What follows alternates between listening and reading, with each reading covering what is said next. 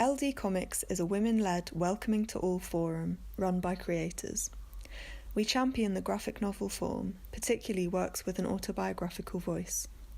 Our activity is towards supporting and equipping graphic novelists, especially but not exclusively people identifying as women. Established in 2009 by Sarah Lightman and Nicola Streeten as Ladies Do Comics, today LD Comics is run by a committee of published graphic novelists: Rachel Ball, Emma Burley, Lou Crosby, Wallace Eates and Nicola Streeten.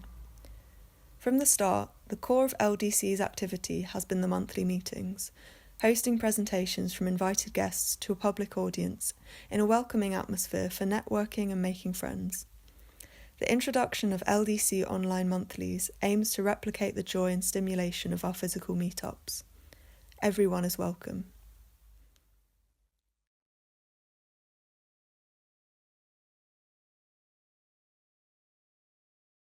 Hi guys, I am Marcelline. I am from Nairobi, Kenya, and I am a multi-disciplinary artist, and I work with very many platforms and genres, as you shall see in my slide. And I'm hoping that what you get from today in my presentation is, other than hopefully us working together, is to be encouraged in trying different art platforms to tell your stories or to improve the storytelling platform you're most comfortable with currently.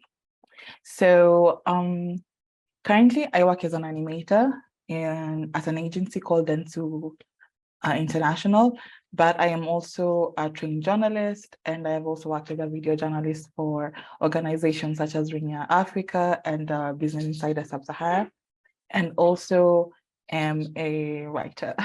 So during the pandemic, I kind of rekindled my love for animation and my love for art, and it kind of encouraged me to remember myself as an artist, so to speak. So these are just some of the work I have managed to do, because I have a background in videography and journalism, and something like this, I shot everything from start to finish. So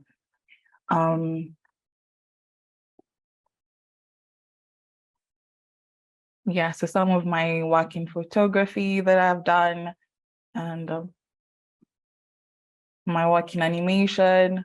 So I work with very many platforms in telling my stories, because I always believe that first and foremost, I'm a storyteller. So it doesn't really matter whether it's photography or comics or painting or a sketch. It doesn't really matter, as long as you're bringing across the idea you have in mind. I'm very passionate about telling African stories, and especially about having more women in the space. So that's why my slide has a lot of different platforms, because, for example, when it comes to video production, the way I entered the field, I was a writer, first of all. I was a copywriter and a screenwriter. And there was a situation where I needed to do a video for the organization that I worked on. And I picked up a camera, went on YouTube before the client came, tried to teach myself how to light the setup, how to work with a very expensive camera. And it was a lot of pressure. But because I managed to push myself, I actually ended up transitioning to video journalism, which was the first slide that you see. This second slide is my work in animation, and how I started working in animation is, at the time we had one graphic designer for the organization I was working on, and it just became very tiresome to work with him all the time, requesting small things from him. And I decided, why not just try it? There's no harm in trying. So I went on YouTube again, YouTube University, and I started Googling like how to work with Photoshop. And then once you learn one software, it's very easy to transition. Honestly, as long as you have like a system of how you're going to learn different software, it's very easy to transition to After Effects or whatever. So no one should ever tell you can only limit yourself to what you already know. You can easily transition to some of these things, as long as you have a bit of consistency and patience. Because one thing about learning something new, especially when you're older, is you expect to be good at it, and you need to be okay with being very bad at it for a very long time. You need to have the humility to say that you're not going to be perfect at the get-go. And that was very hard for me, because I have this terrible trait that I'm a perfectionist, and you want to be able to paint like Van Gogh or whatever in your first brushstrokes, but that's not doable. So learning the basics, doing the groundwork, and having like a sustainable schedule depending on the kind of work you do can really improve what you're capable of doing. So I'm self-taught everything. No one took me to any school to do any of this.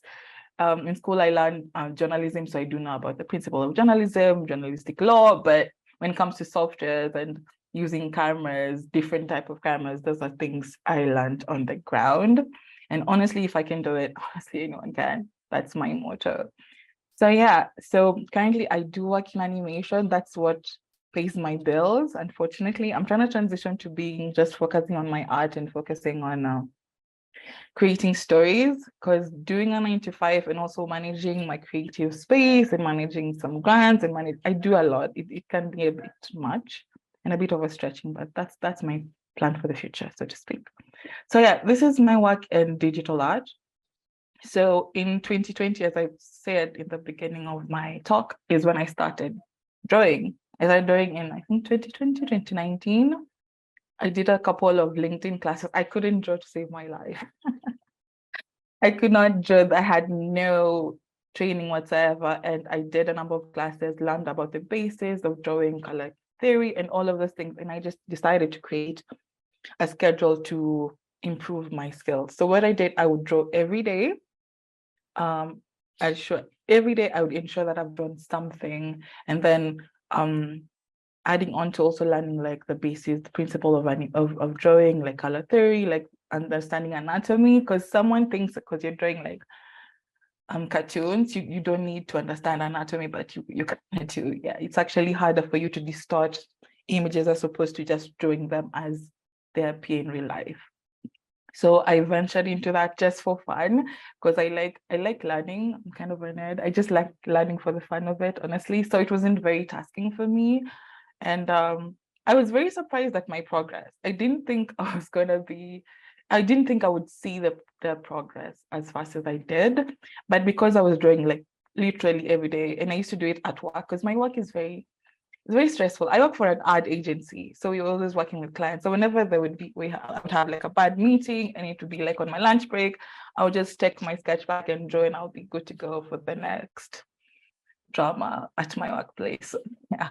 So this is some of my work that I was just doing for fun. So then this amazing opportunity came to my lab where we were working with Nicola, and they were asking for creatives to create a comic book, and I had never done anything like that. Writing is my passion, so writing is very, very easy for me, honestly. It's like breathing.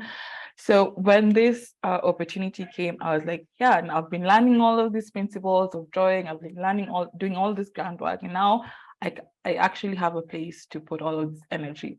And since the ask was for I think an autobiographical work, I was like, why not write something about me and the different fields that I have worked in as a creative. So I wrote like a short comic book about the small microaggression I faced as a woman. I wish it was not so, but it is. It is what it is, and it is true, unfortunately. But the field that I operate in are very male dominated. Most of the time, I'm the only woman in the creative section of the company. So you tend to deal with a lot of microaggression and just interesting scenarios. So I decided to create like a humor-based comic book showcasing my life and how the things that people have said to me across my career. And I actually won, which was very unexpected. I didn't expect to actually have won the competition, and it's just been amazing from then. Honestly, it has opened so many doors. And yeah, this is like a sample of the work that I did, and it's currently up on Amazon ebook, because it also like pushed me to finally publish a piece of work that it's been like one of my career goals. It really pushed me to understand like self-publishing and all of that good stuff. And this is also like one of the exercises we did with Nicola, which I really, really loved, and I really liked working on this, that I have it even on Gumroad for free, if you want to check that out. So the main working with LDC, it gave me more confidence in myself as an artist, and it opened different opportunities for me because I work with so many fields. One of the fields I also work with is augmented reality that I'm actually venturing into right now is augmented reality. So I applied for a grant with another amazing organization in South Africa. I won the grant, which was really dope. And I created like an augmented reality piece. So this just combined all my knowledge in storytelling and design, in painting, and also in animation into one big art piece that was really, really amazing. So the piece was about a person called So Markansai is an Indian Kenyan who was part of the forgotten heroes who fought for independence. Because our country being dominantly Black, we have a small Indian population, and I thought it was such an interesting story that this person did so much, gave up his life, and he's not known. So I was like, it would be really dope to create like an art piece on him. And the basis of the art piece was it was about corruption, and the logic of that piece was, what would people who gave so much to see my country be independent feel about how our resources are currently being used, basically. So there's a short video here showcasing like the workflow of everything. It combined a number of softwares, and it was very, very challenging because I was venturing into the space at first, and it was a bit much. So also, if you're like interested in augmented reality, one of the best softwares I can advocate for artists is Adobe Aero. Adobe Aero is very user friendly. If you don't know how to code, you don't need to know how to code, and you can actually venture into that art piece very, very easily. So yeah, I have a number of other grants I'm working on, also in the space of augmented reality that I'm very, very excited with, and I'm hoping that I'll share that soon. If you follow my IG, I'll share my contacts later, and maybe we can link up there. But what I would want to emphasize in my talk today is, if there's something you're afraid of, if there's a field, whether it's animation, whether it's photography, and you feel like it's too big for you, honestly, you just need to create manageable steps to enter the genre. Because I've done everything by myself, honestly, and YouTube and just like LinkedIn, and it has just paid off so much. And I'm usually earning money from it. So if I can do it, honestly, anyone can. So yeah, so that's all I have for you guys today. Yeah, and so if you just Google my name, Marcelline Akinyi, you'll find me on LinkedIn, you'll find me on Instagram, and yeah, I'm also looking for collaborations this year because I feel like working in teams is the best way to create the best stories. So I'm very, very open to that. If anyone in the call is also open to that as well.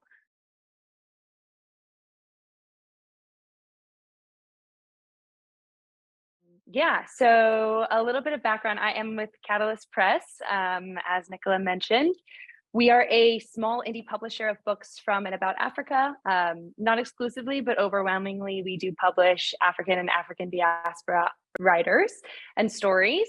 So we were established in 2017. Since then, we've published about 40, 45 books across multiple genres, adults, children, young adults. Yeah, but a little bit of everything, some graphic novels, which is what I'll be talking about today for most of the time.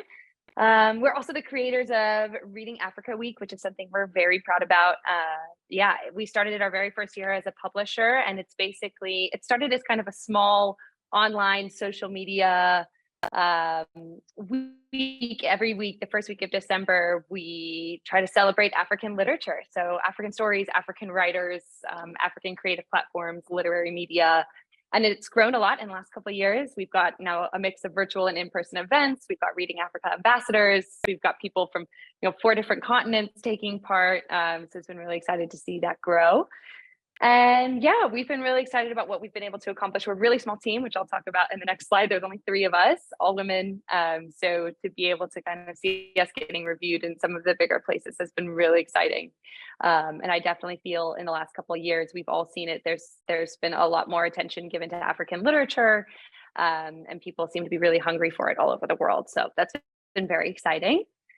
And in particular today, I'm going to be speaking a bit about our comics and graphic novels, and I really want to add as much value as I can here. So I'm hoping to kind of give everybody a sneak peek into the publishing side of things and answer any questions that you have. I'm not the owner, founder of Catalyst Press, but I am on the team and kind of wear many hats. So hopefully I'll be able to answer as many questions as I can. So this is our team. Jessica is our founder. She's based in Texas. Shanta is our publicist and our brand manager. She's in New York. And I'm publicist and South African office head based here in Cape Town. It's kind of a cool setup because we do publish internationally. Our primary market is in North America and Europe, but we publish all over the world. And because we mostly publish African authors and a lot of Southern African authors, it's nice to have an office here on the continent to be able to, work with authors here on the ground and take part in local festivals. I'll talk a little bit about Comic-Con Cape Town, which was the inaugural Comic-Con festival, which just happened. We had a booth there, which was quite fun. So I'm going to dive in and talk a bit about our graphic novels. Which is our new graphic novel imprint that we've just launched in response to basically there just being unprecedented demand for graphic novels and comics in the literary space, in the education space. So I'm just going to walk you through a few of our comics quickly, if you wouldn't mind going to the next slide. So this is our one that just launched, Pearl of the Sea. I mentioned that it's from the first ever graphic novel from Triggerfish Animation Studios.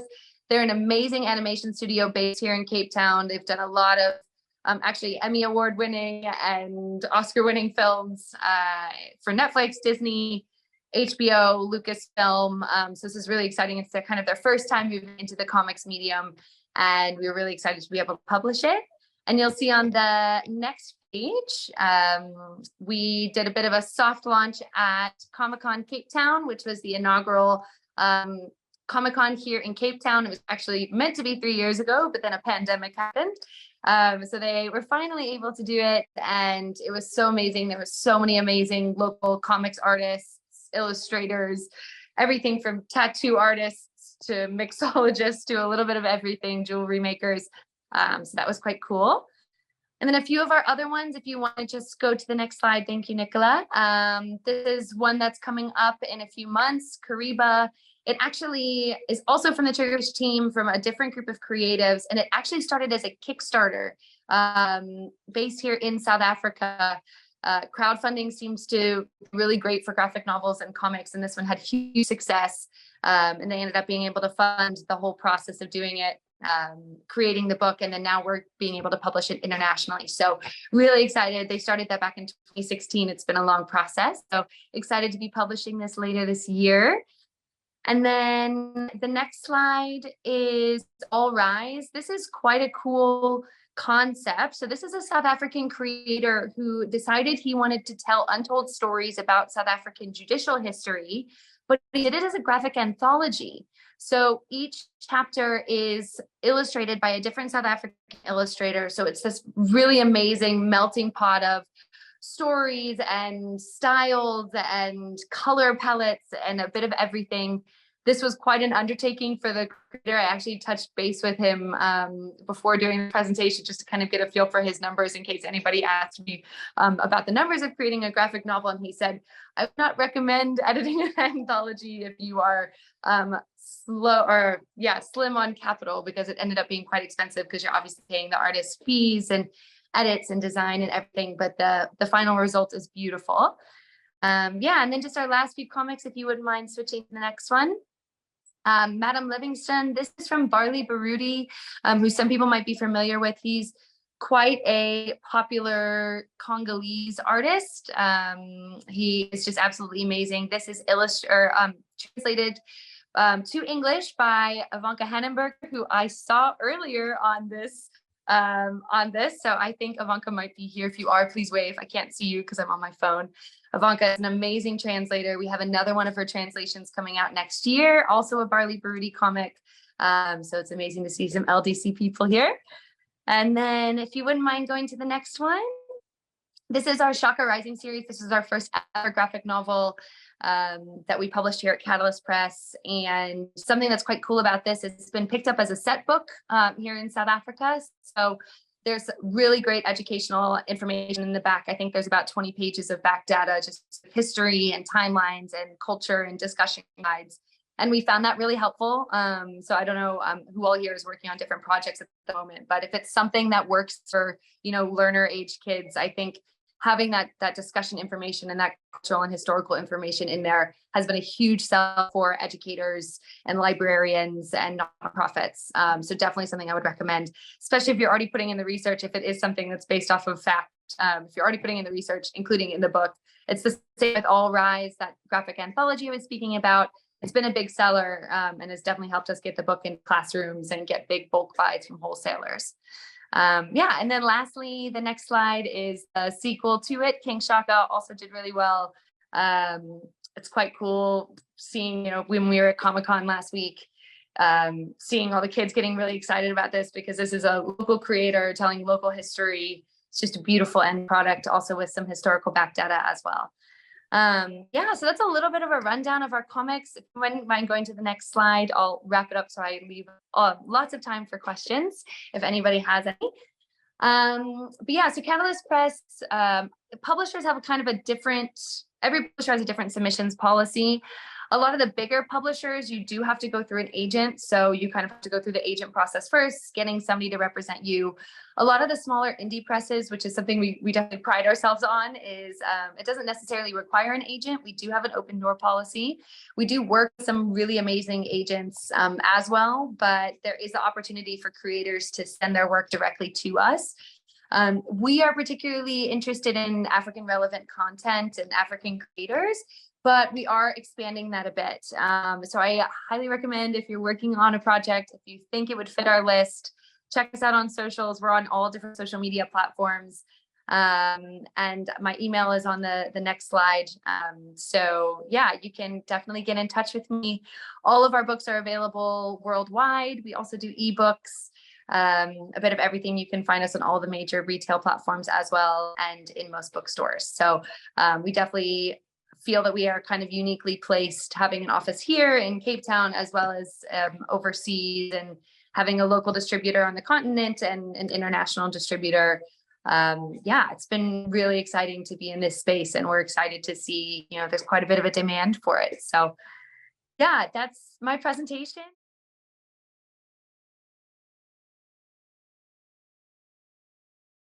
Hi, everyone. I'm Lucie. And thank you so much, Ladies Who Comics, for having me. I've been in the UK 12 years, and I used to come to the LDC meetings in the big foils, which was like 10 years ago. And that was really, really amazing. And so it's so cool for me to be on the other side of it now, contributing. So a little bit about me. I am French, and in France, I do the adaptation of the Enola Holmes comics that were also made into films recently, but we also do the comics. And in the UK, I've done an autobiography called Je Ne Sais Quoi. That's the book I'll talk about most today, because it's the only one that's in English, and that you can have a look at if you want. If you're French, or if you speak French, do look at Enola as well.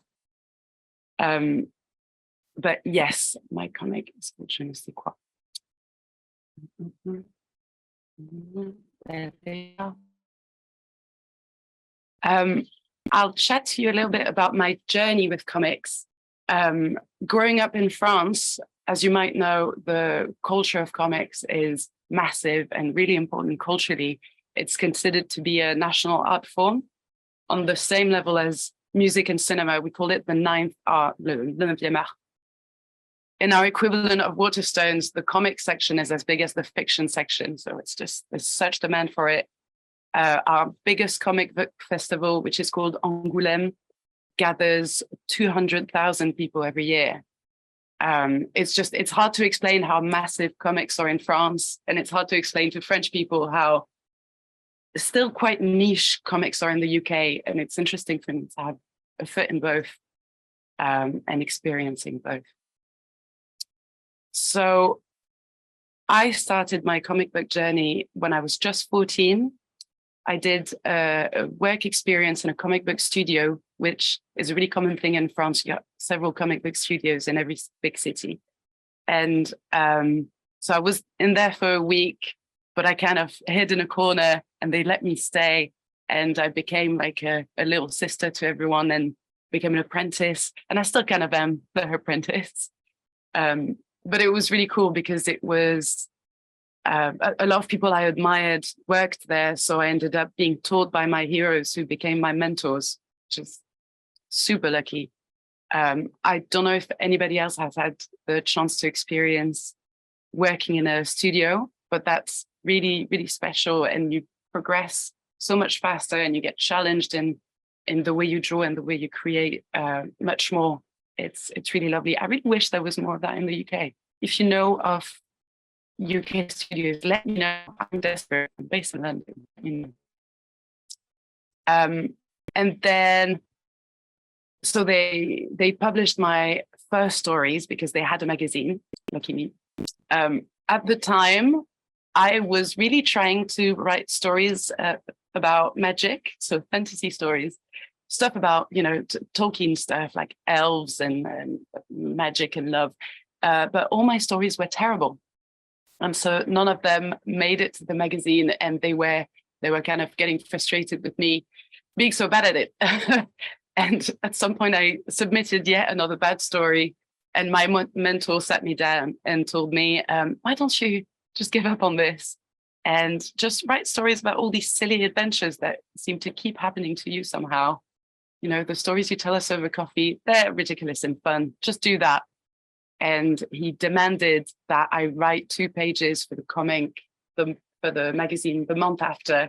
And because he's quite an imposing man, and I love him and he's very respectful, I didn't have a choice. So I forcibly made 2 pages of comics, and did that for 6 years, which was a lot.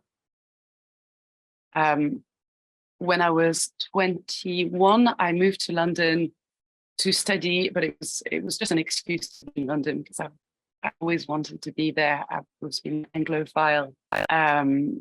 But through my move, through 3 years of studying, a lot of backpacking and a lot of jobs in the service industry, like in pubs, I always kept these comics going, and it was a really wonderful way to feel rooted in, doing the other jobs, but still knowing where your life is supposed to go after a while.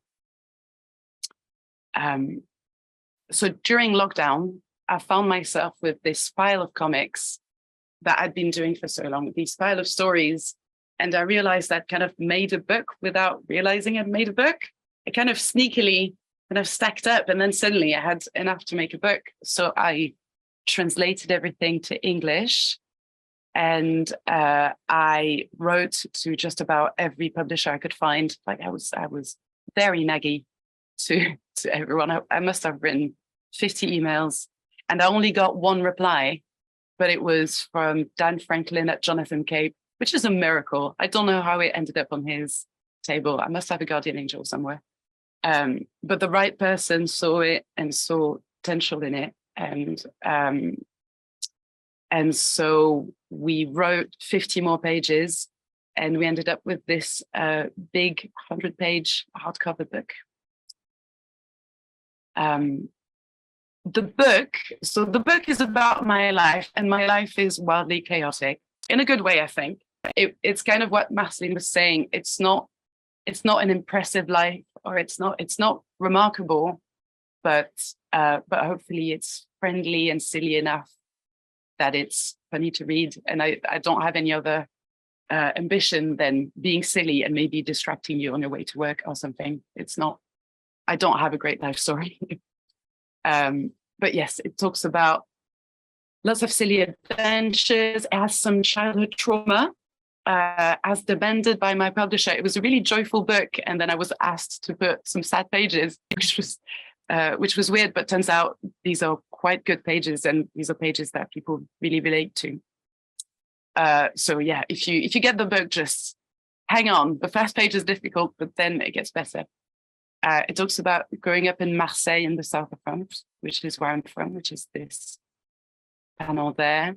It talks about being French, and I've also lived in Paris, which I didn't like, as you can tell from that panel.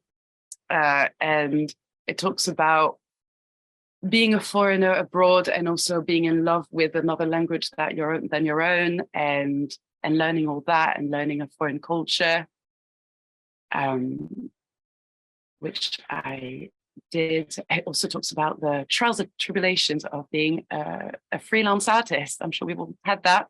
It's terrible. There's a lot of jokes, but it's really quite difficult.